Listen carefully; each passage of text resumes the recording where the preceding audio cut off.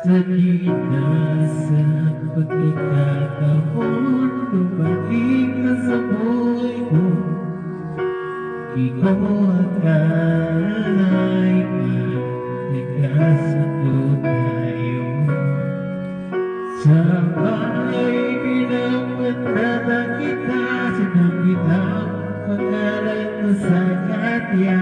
At sinabi ko, mahal kita, wala nang alinlangan.